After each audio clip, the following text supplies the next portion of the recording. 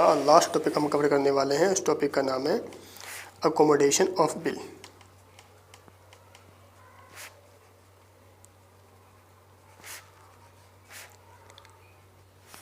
Accommodation of bill, ठीक है। सबसे पहले क्या करते हैं ना, इसका थोड़ा सा ओवरव्यू लेते हैं, होता क्या है। देखो नॉर्मली जब हम ट्रेडिंग करते हैं ना, ठीक है, नॉर्मली जो बिल्स ऑफ एक्सचेंज बनता है, बिल्स ऑफ एक्सचेंज जब आपस में सेल परचेस करते हैं, ट्रेडिंग कर रहे होते हैं, तो वहाँ पे बिल्स ऑफ एक्सचेंज बनाया जाता है, ठीक है। क्योंकि उधार माल खरीदा, उधार माल बेचा, तो वहाँ पे बिल लिखा, कुछ दिनों का टाइम दिया और पेमेंट रिसीव हो गया। दूसरा सिचुएशन ऐसा भी है जहाँ पे सेल परचेस तो नहीं हो रहा है, एक दूसरे की पैसे की ज़रूरत को पूरा करने के लिए बिल को बनाया जाता है, उसे ही बोलते हैं अकोमोडेशन ऑफ बिल, ठीक है। तो दूसरा है non trading purpose, non trading purpose. इसका मतलब इन्होंने सेल परचेस नहीं किया, बट आपस में फिर भी क्या बनाया, बिल्स बनाया। क्यों बनाया? क्योंकि हो सकता है किसी पार्टी को पैसे की ज़रूरत हो, तो वो बिल लिखता है दूसरे पार्टी की सहमति से, और वो बिल का बैंक से डिस्काउंटिंग का, इसका फ़ायदा ये डिस्काउंटिंग करवा लेता है, तो पैसे की ज़रूरत पूरी हो जाती है। तो वो दोनों पार्टी का ज़रूरत मान लो आपस में बांट लेते पैसे, और ऐसे काम चल रहा होता है, ठीक है। तो इसी को हम बोलते हैं अकोमोडेशन ऑफ बिल। इसमें ज़्यादा और समझने वाली बात कुछ नहीं है, ठीक है। थियोरेटिकल कुछ नहीं, अपने रीडिंग करोगे कर लेना जहाँ भी करना है बुक्स के अंदर। इसका मतलब यही होता है, यानी ट्रेडिंग के लिए नॉर्मली हमने अच्छे से पढ़ लिया है, जितने भी पार्ट हमने वीडियो बनाए बिल्स ऑफ एक्सचेंज का, कैसे कैसे बिल बनता है, कैसे किसके बुक्स में क्या जनरल एंट्री रिकॉर्ड करते हैं। अब जिसका डबल एंट्री अच्छे से क्लियर हो चुका है समझ में, अब इसे समझने में थोड़ा सा दिक्कत नहीं, मतलब बहुत ईजी हो जाएगा उसके लिए। थोड़ी बहुत प्रॉब्लम है, ठीक है। वो प्रॉब्लम कहाँ पे? सिर्फ कैलकुलेशन में, बाकी डबल एंट्री आराम से कर लेंगे इसको। तो यही आज का हमारा मेन टॉपिक है कि अकोमोडेशन ऑफ बिल जब बनता है तो कैसे बनाया जाता है। ये बात तो क्लियर हो गया आपको। इसको और समझते हैं। देखिए, लेट्स सपोज मान लो दो व्यक्ति है, ठीक है, दो पर्सन है, मिस्टर एक्स,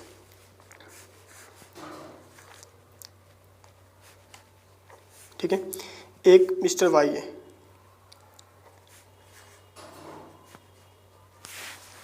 ठीक है। मिस्टर एक्स को पैसे चाहिए, तो इन्होंने क्या किया, वाई से कांटेक्ट करा, वाई से मांगा, तो वाई ने बोला भाई पैसे तो नहीं है, पैसे तो मुझे भी चाहिए।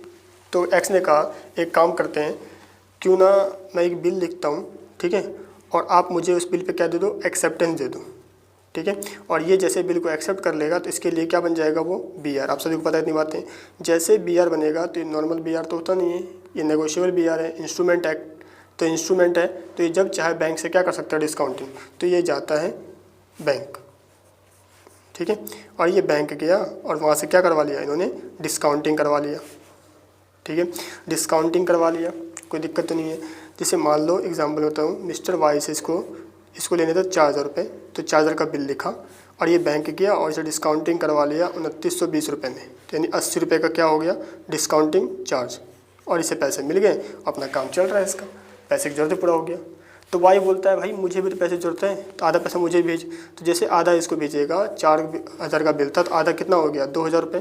ये तो फेस वैल्यू हो गया उसका बिल का, बट इसे कितना मिलेगा, तो ये कहेगा भाई डिस्काउंटिंग पे पैसे तो मुझे इतने मिले ना, ठीक है। तो आधा तो डिस्काउंटिंग हो गया, अगर मैं 2,000 भेजूंगा तो तुझे 2,000 पूरा नहीं मिलेगा, तुझे कितना मिलेगा, तो कहेंगे इसका डिस्काउंटिंग काट लो, 80 का आधा कितना होता है, 40, यानी 1960 रुपये इसको मिलेगा इस भाई साहब को, ठीक है। 40 रुपये डिस्काउंटिंग का, ठीक है, तो कितना हो जाएगा ये 2,000 रुपये। तो ऐसे कुछ पैसे की जरूरत था, इसे भी इसका भी पूरा हो गया, इसका भी पूरा हो गया, दोनों के लिए जो प्रोपोर्शनल डिस्काउंट है वो आपस में बांट लिया। पहले ऐसे इसने डेबिट किया होगा अपने बुक में, फिर 40 क्या कर दिया होगा, क्रेडिट कर दिया होगा, क्योंकि वो वाई का था। तो इसे ही हम जनरलाइज करेंगे और समझेंगे इसको, ठीक है। तो ये कंसेप्ट है नॉर्मल अकोमोडेशन ऑफ बिल का। देखो इसका भी जरूरत पूरा हो गया पैसे का, इसका भी जरूरत हो गया पूरा, क्या सेल परचेस किया, तो आंसर इज नो, ठीक है। अब सारी एंट्रीज आपको मालूम है, डबल एंट्री, ठीक है, आप सभी एक्सपर्ट हो चुके हैं डबल एंट्री में। डबल एंट्री कैसे करना है, तो इन्हीं बातों को अगर मैं रिकॉर्ड करूँगा तो ईजिली कर पाएंगे आराम से, ठीक है। अब सुनो दिक्कत कहाँ पे आते हैं। अगर मैं बोलूँ अब वाई को कितने रुपये और लेने हैं एक्स से, क्योंकि बिल तो डिस्काउंटिंग का लिया, तो बैंक वाले जब पैसे मांगेगा तो ये कहाँ जाएगा, वाई के पास। तो अल्टीमेट लेना किसे है, वाई को तो लेना है, ठीक है। वाई को 4,000 जो लिखा था इसने बिल, और इसने डिस्काउंटिंग करवाया बैंक से, 2 अपने पास रखा, 2 इसको दे दिया। तो अल्टीमेट एक्स जो है, ध्यान से देखो, तो एक्स को 2,000 रुपये और देने हैं वाई को, ठीक है। जब बैंक वाला वाई से पैसे लेने जाएगा तो अल्टीमेट इसे 4,000 मिल जाएगा, ठीक है। तो यहाँ पे इसे 2,000 रुपये लेने हैं, तो टाइम पे क्या होगा, ये एक्स जाएगा 2000 रुपये से दे देगा वाई को, तो काम खत्म हो जाएगा हमारा। तो ये है रिकॉर्ड। अगर नहीं देता है, अगर ये नहीं दिया, अगर ये हो गया फेल, ठीक है, पेमेंट नहीं दिया, तब क्या दिक्कतें आ सकती है। सुनो, तब क्या करता है वाई, फिर से वही खेल खेलता है। वाई कहता है काम कर, पैसा नहीं तेरे पास, कोई दिक्कत नहीं, पैसा होता तो कोई दिक्कत ही नहीं था, दे देता। बट अगर पैसे नहीं है तो वाई कहता है मैं अब एक नया बिल लिख रहा हूँ, ठीक है, नया बिल लिखता हूँ और तू एक्सेप्ट करा। ये साइन एक्सेप्ट करेगा और इसे क्या मिल जाएगा, बी आर मिलेगा। और ये आपको पता है ये बी आर लेकर कहाँ पहुँच जाएगा, बैंक के अंदर। और बैंक के अंदर पहुँचेगा, फिर इसे क्या करवा लेगा, डिस्काउंटिंग करवा लेगा, और कुछ पैसा चाहे तो इसको भी भेज सकता है, ठीक है। वो क्वेश्चन आपको बताएगा कितना क्या करा है। तो मेरे एग्जाम्पल में मान चलो मैं कहता हूँ 12,600 का बिल लिखा, ठीक है, 12,600 का, और इसने डिस्काउंटिंग करवा लिया 12,330 रुपये में, ठीक है। चलिए इसको थोड़ा अमाउंट से ऐसा करता हूँ, एग्जाम्पल आसान करता हूँ। इसने 7,000 का बिल लिखा, ठीक है, 7,000 का बिल लिखा, और इसने डिस्काउंटिंग करवा ली कितने में, 6,600 रुपये में। ध्यान सुनो, तो मुझे बताओ जो मिस्टर वाई है इसके यहाँ पे डिस्काउंट का लॉस कितना हुआ, 400 रुपये। क्यों, 7,000 का बिल था, बैंक से डिस्काउंटिंग करवा लिया 6,600 में, तो लॉस कितना हो गया डिस्काउंटिंग का, 400 रुपये। ओके, तो फिर से वही चीज़ सोचो, अगर ये कुछ पैसा इसको ट्रांसफ़र करता, रेमिट कर देता है, तो इसमें से डिस्काउंटिंग का कुछ हिस्सा तो इसका लॉस होगा ना, इसका होगा या नहीं होगा। तो आपका आंसर होगा यस, बिल्कुल होगा। कुछ पैसा इसको दे देगा तो इसका लॉस होगा। मान लो इसको मैंने रुपए दिए 1,300 रुपये, ठीक है, 1,300 रुपये आफ्टर डिस्काउंटिंग। जब भी हम क्वेश्चन में गिवन रहेगा ना, आफ्टर डिस्काउंटिंग है, हमने 1,300 रुपये दिए, यानी जो 6,600 रुपये मिला मुझे, इसमें से 1,300 रुपये दिया, ठीक है। तो यानी 1,300 पे जो डिस्काउंटिंग बढ़ रहा है वो डिस्काउंट का लॉस एक्स का होगा, ओके। और साथ में लॉजिक लगाओ, अगर ये टाइम पे 2,000 रुपये दे देता वाई को तो इसे नया बिल नहीं लिखना पड़ता। अब क्योंकि नहीं दिया तो एक नया बिल लिखा और डिस्काउंटिंग करवा लिया। तो सोच के बताओ ये 400 का जो लॉस हो रहा है ना इसका, उसमें से इसका टोटल कितना लॉस होगा, कितने रुपए का, इसका कितना होगा, ठीक है। बिल्कुल लॉजिक से काम करते हैं। देखो सुनो क्या समझा रहा हूँ मैं आपको। 400 रुपये का लॉस हुआ, ठीक है, तो बिल का अमाउंट कितना आया, 6,600 रुपये, ठीक है। यानी 400 का लॉस हुआ 66 रुपये कमाने के लिए, ठीक है।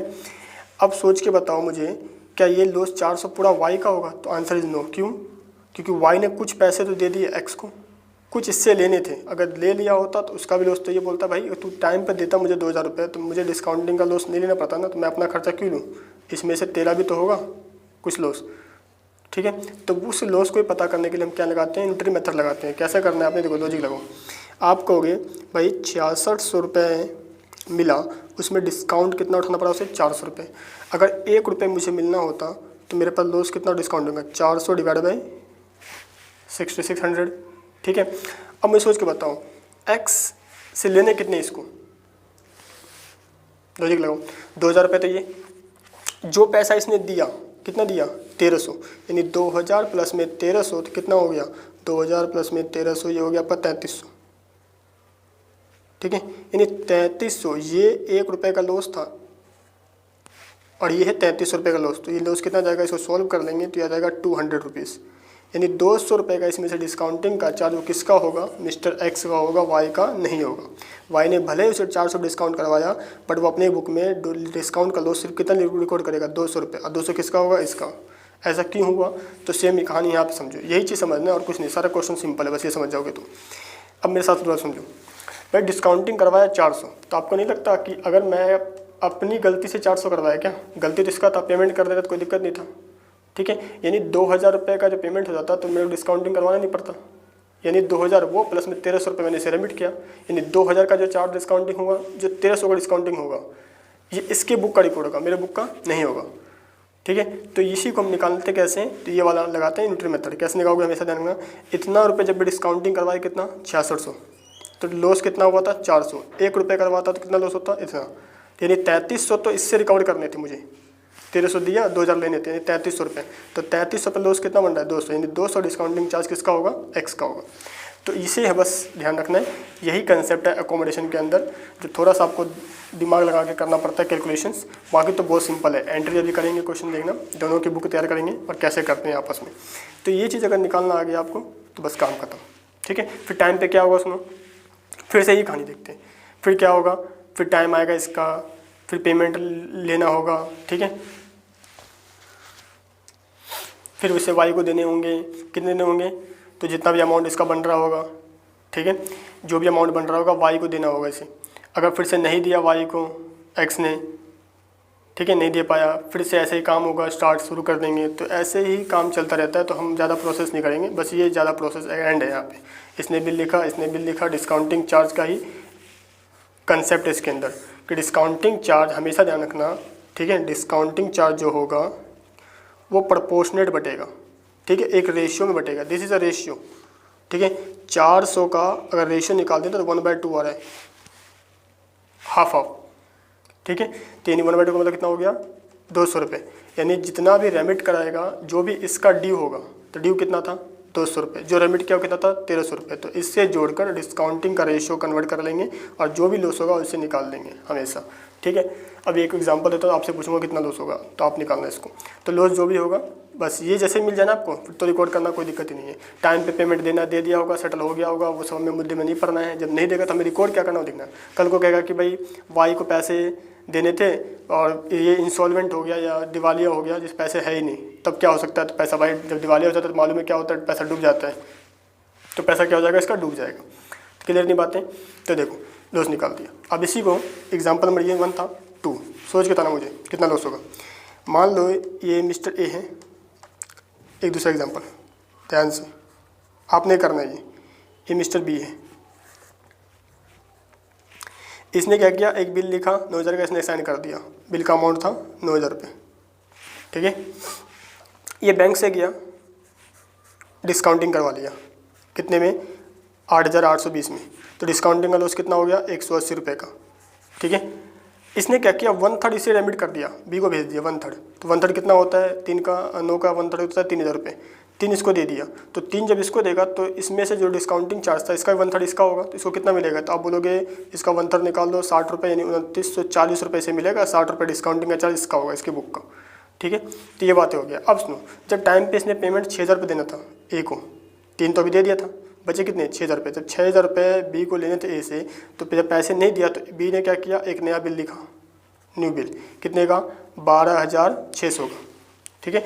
और ये अपने बैंक में गया और बैंक से डिस्काउंटिंग करवा लिया, कितने में, 12330 में। तो डिस्काउंटिंग का लॉस हो गया 270, ठीक है।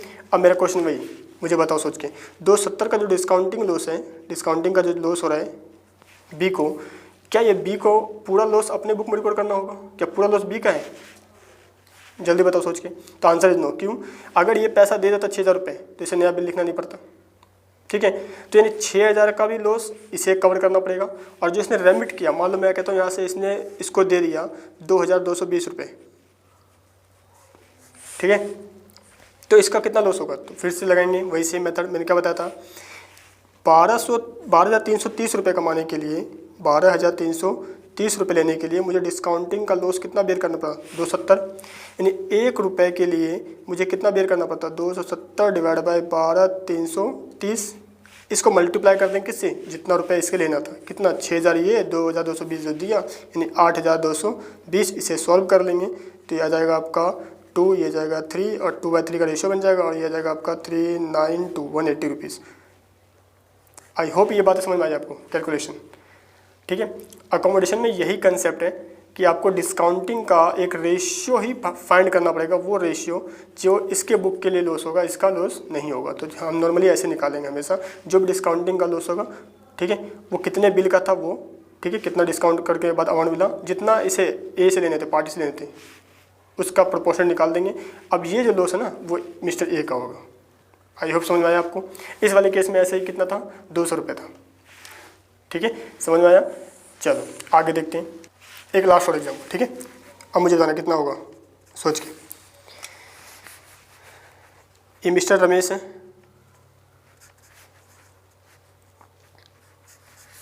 और ये मिस्टर सुरेश है,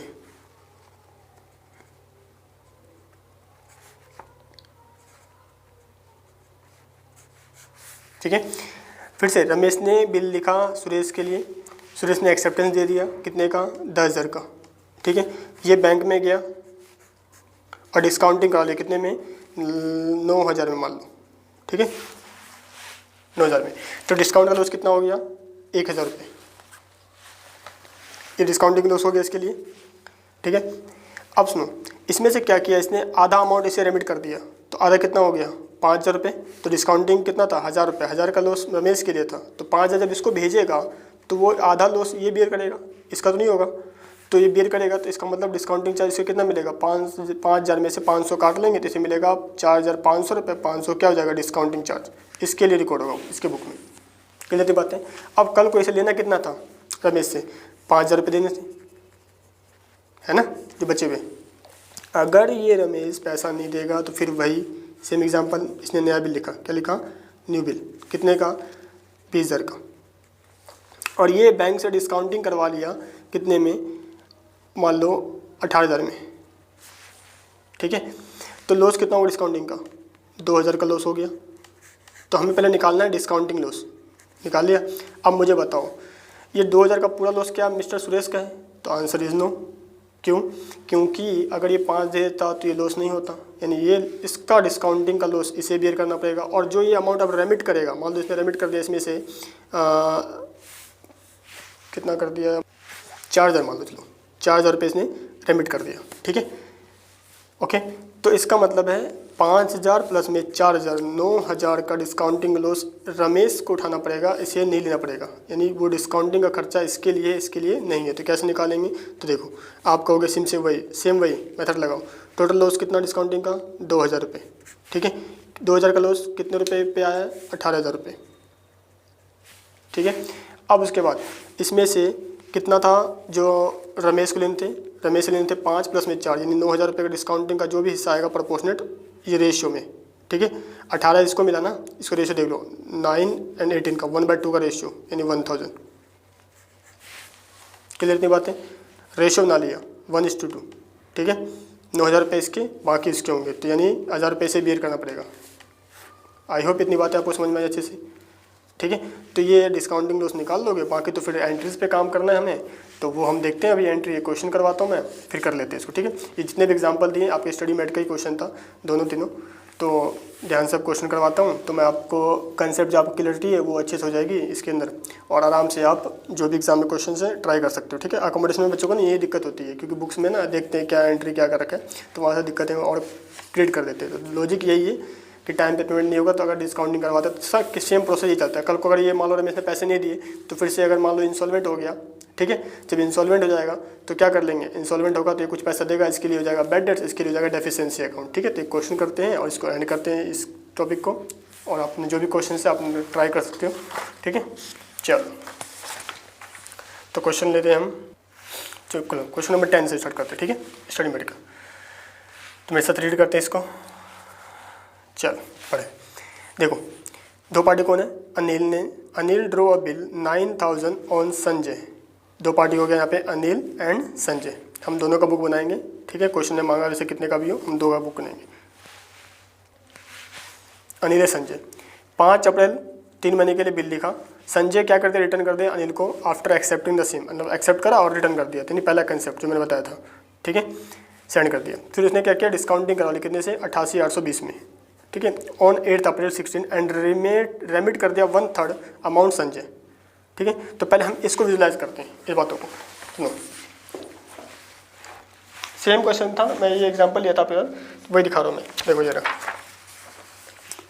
मेरे एग्जांपल में ए भी था, यहाँ पे मान लो यहाँ पे अनिल है और यहाँ पे पास संजय है, ठीक है। तो अनिल ने क्या किया, एक बिल लिखा 9,000 का, ठीक है, और इसने एक्सेप्ट दे दिया। इसने बिल से डिस्काउंटिंग करा ली कितने में, बैंक से 88,20 में, तो डिस्काउंटिंग का चार्ज हो गया इसके अंदर, ठीक है। अब हमसे रिकॉर्ड करें 1/3 अमाउंट ट्रांसफ़र कर दिया, तो यही कंसेप्ट को मैं समझना।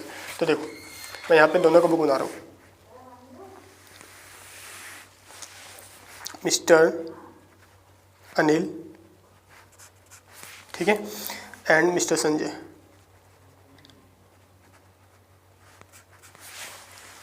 दोनों का बुक बना के चल रहे हैं ताकि आपका कंसेप्ट और अच्छे से क्लियर हो जाए। क्वेश्चन में किस अनिल का नॉर्मली मांगता है, किसी एक पार्टी का मांगेगा, अनिल या संजय का, तो अगर दोनों सीख जाएंगे तो आराम से आपके लिए इजी रहेगा वो। चलो करिए क्वेश्चन। स्टार्टिंग से डबल एंट्री आप सभी को अच्छे से आता है, इसलिए ध्यान से डबल एंट्री बता जाएंगे। सबसे पहले क्या किया था उन्होंने, क्वेश्चन में था कि अनिल ने बिल लिखा था और उसने एक्सेप्ट कर दिया था। बिल कब लिखा था, देखो 9,000 का बिल लिखा था, संजय ने एक्सेप्ट कर दिया 5 अप्रैल, यानी 5 अप्रैल को, यानी 5 अप्रैल डेट डालेंगे 5 अप्रैल को, ठीक है। इसके पास BR आएगा क्योंकि ये एक्सेप्ट करेगा, इसको ट्रांसफ़र कर देगा, इसके पास क्या आएगा, BR आएगा। तो एंट्री बताओ, bills receivable account debit to, किससे, संजय से। कितने का बिल था, 9,000, ठीक है। क्योंकि एंट्री में तो आप एक्सपर्ट हो चुके थे, बस अब कंसेप्ट कहता है डिस्काउंटिंग का निकालेंगे और एंट्री करेंगे, बस खत्म करेंगे इसको। चलो इसके लिए बताओ, 5 अप्रैल को आप कहोगे अनिल को दिया, Anil debit to BP 9,000 clear इतनी बातें। चलो फिर क्या किया क्वेश्चन में, इसे डिस्काउंटिंग करवा लिया, ठीक है, बैंक से। तो 5 अप्रैल को इसने डिस्काउंटिंग करवा लिया, तो डिस्काउंटिंग एंट्री क्या होगा जल्दी बताओ। बैंक अकाउंट डेबिट, बैंक आएगा, कुछ चार्ज लगते हैं पता है सभी को, discounting charge, account debit to PR account, ठीक है। तो बिल कितने का था, 9,000 का, और डिस्काउंटिंग कितने का आया था, 8,820, ठीक है, 8,820। डिस्काउंटिंग चार्ज कितना हो गया, 180 रुपीज़, ठीक है, ये होगा डिस्काउंटिंग का। अब इसने क्या किया, 1/3 अमाउंट रेमिट करा संजय को, ठीक है। इसके बुक में भी कुछ नहीं करना, ये कर रहे जो कर रहे हैं। तो इसने क्या किया, 5 अप्रैल को 1/3 निकालो और रेमिट करो संजय को। जब संजय को देखा तो एंट्री क्या हो जाएगा, Sanjay debit to bank account to discounting charge. ये मैंने कंसेप्ट बताया ना कि जो डिस्काउंट का लॉस है 180 रुपये, वो पूरा बियर नहीं करेगा ये, क्योंकि जितना अमाउंट ये भेजेगा उतने ही डिस्काउंटिंग चार्ज का लॉस इसका होगा। तो मुझे बताओ 1/3 भेजा तो 180 का 1/3 कितना होते हैं, तो आप कहोगे 60 रुपीज़, ठीक है। तो मुझे बताओ 9,000 कितना होता है, 3,000, यानी 3,000 रुपये जब इसके पास जाएंगे, इसमें से डिस्काउंटिंग चार्ज 60 रुपये से बियर करना पड़ेगा, तो इसे कितना मिलेगा, 2,940, 2,940 रुपये। अब ये अपनी बुक में क्या एंट्री पास करेगा, ये कहेगा मेरे पास पैसा आया, बैंक अकाउंट डेबिट कितना, 2,940, जिसमें डिस्काउंट इसके लिए लॉस होगा, वो डिस्काउंटिंग चार्ज कितना, 60 रुपीज़, ठीक है। टू किससे आया ये, अनिल, 3,000।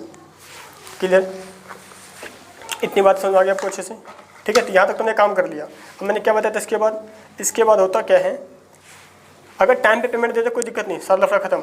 अगर पेमेंट नहीं दिया तब संजय क्या करेगा, अब एक नया बिल बनाएगा, किसके लिए, अनिल के लिए, ठीक है। तो अब वो वाला प्रोसेस स्टार्ट करते हैं। पहले तो क्वेश्चन रीड करते हैं, क्या बोला, आगे बढ़ो। यहाँ तक तुमने काम कर लिया। फिर कहता है देखो, फिर कह रहे हैं यहाँ पे, on the due date Anil fails to remit the amount due to Sanjay, यानी अनिल को जो देने थे ना 6,000 रुपये, वो फेल्ड हो गया, बट ही एक्सेप्ट करता है एक बिल कितने का, 12,600 का for 3 months, 12,600 for 3 months, which Sanjay discounted for 12,330 and remit किया 2,220 to Anil.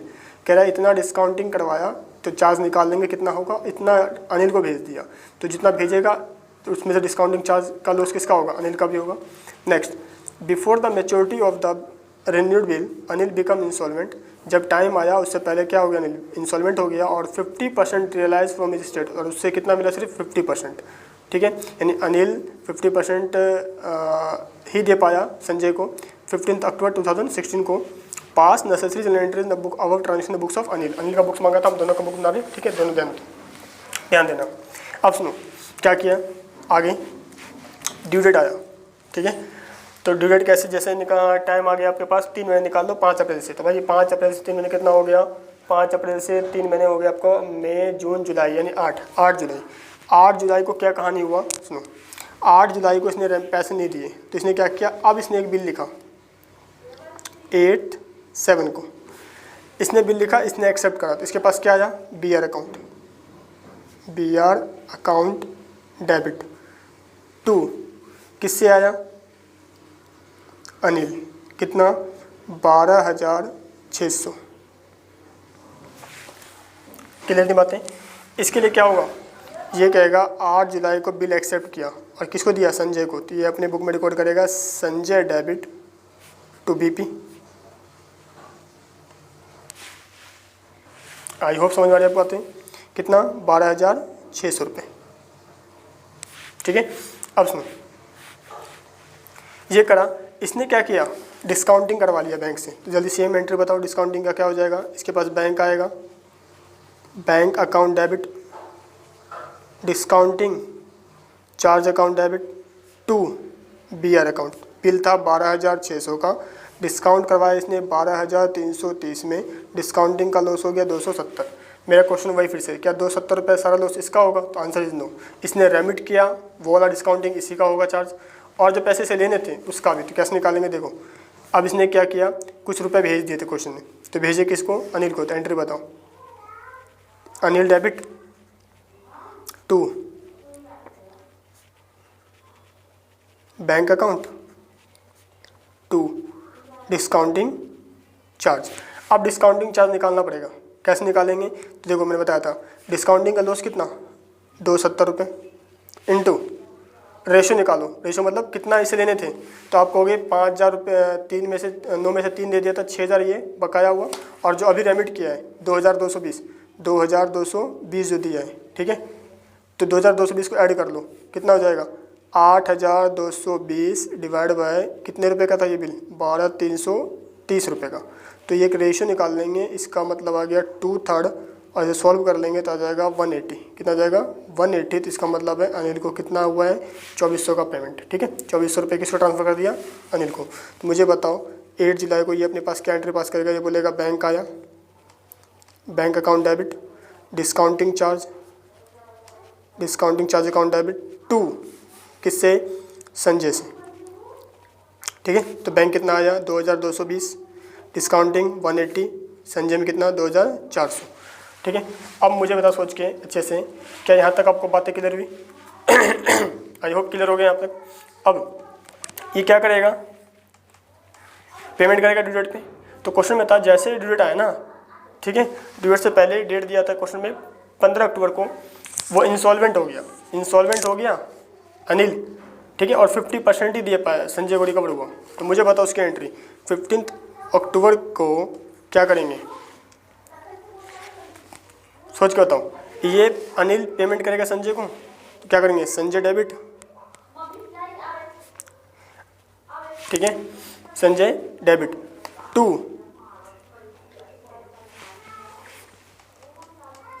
Bank account to. अब देखो पेमेंट किया, बाकी तो इंस्टॉलमेंट हो गया, तो इसे कहाँ डालते हैं, डेफिशिएंसी अकाउंट में। ये बताया हुआ है मैंने लास्ट क्लास में इंस्टॉलमेंट का, डेफिशिएंसी अकाउंट। तो मुझे बताओ संजय को देना कितना था।